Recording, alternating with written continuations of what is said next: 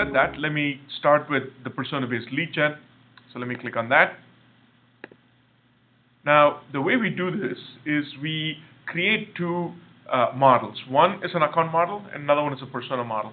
To create the account model, and to create these models, we need to understand how you segment the accounts. The way to think about this is Mariana, for instance, when we talk to smaller companies, we go after a broad-based marketing person, whereas when we go to a larger company, we're looking specifically for a demand gen or lead gen person. So to understand those nuances between different roles that people play, we need to understand what the accounts are. And again, this is just to create the models. Later, when we execute on the campaigns, we'll be able to further segment these accounts to target people. So when you click on it, we show you a distribution of accounts and contacts. Basically, what this says now is that there are three segments: one less than 50 employee, another one 50 to 1,000, finally 3,000 employees and above. You can change the segmentation based on what you have. You can add a segment, you can remove segments, what have you, right? So again, this is just to capture the segments that you look at so that we can create the models, not for running the campaigns directly.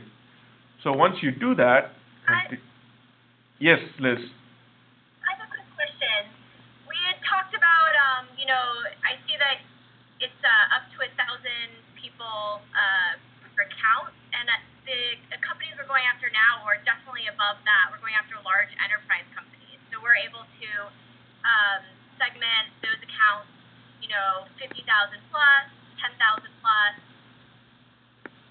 Yeah. So sounds like you guys are looking at 1,000 and above.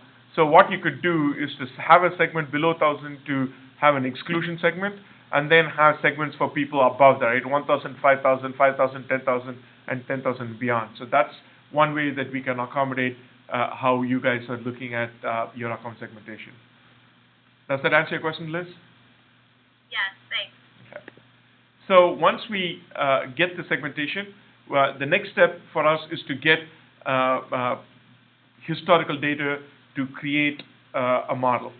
One way to do that is to give us purchase data in the form of a spreadsheet, or you can give us credentials to Salesforce login where we can take it directly from Salesforce, or if you don't have enough data, you can just tell us the titles and interests of people so that we can target them.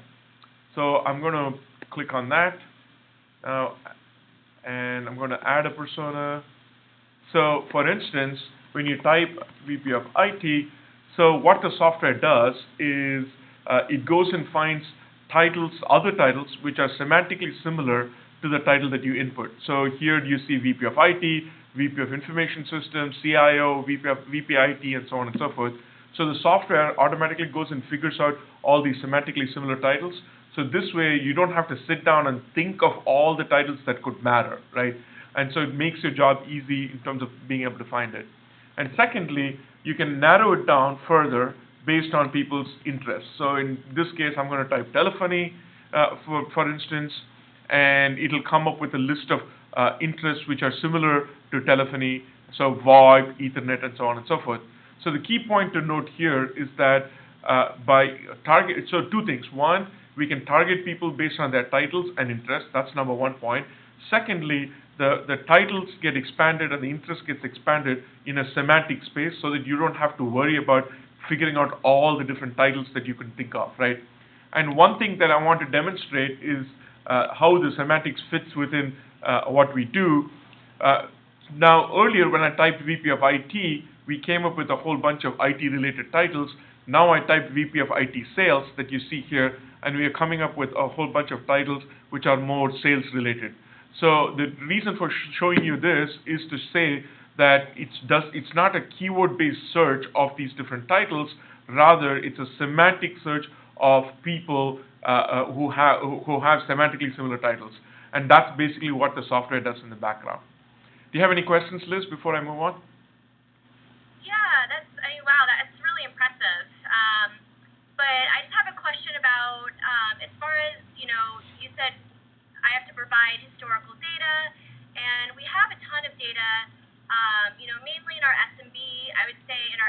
size. The data, as far as past closed-won deals, is a little more limited. So, in your opinion, how much data would I need to provide in order to create a really effective model? Yep. So that's a great question. It's a question that keeps coming up. Typically, what we've seen is that once you give us more than, let's say, 200, 300 names of people, that's good enough data for us. We don't need more than that. Now, in select cases, what we would do is if even with 200, 300 names, if the data is not enough, we can bootstrap the model to get for it to generate data on its own to create the models. But typically, we need about 200, 300 data points to create the model. Now, in select cases, we might need more, depending on whether you have more segments or not, and how many personas that you have or not. But based on the experience that we've had, it's about 200 to 300 data points is what we need. Great, thanks. Okay. So anyway, so the earlier one was to, if you don't have enough data, we can use titles and interests to do it. If it's far lower than 200 for that matter, or the typical use case is to give us historical data. So you can give it to us in the form of a spreadsheet or plug into Salesforce directly. As you can see, the data that we get from you are basically only first name, last name, account name, email address, and website. We don't need any more data beyond that. And a couple of points I need to make is that the data that you give us is held securely. We do not commingle it with our data. We do not put it into our data. It's stored only for your purposes. It's stored only for to do the model for you. So we take data privacy very seriously, and so we keep the data that you give us very securely. That's number one point. Second point is that even if you do have other data within your CRM system, we use it for checking, but we don't directly use it. And the reason for that is based on this data that we collect, we normalize it to the data that we have created, and that data that we have created is what is then used in further analyses.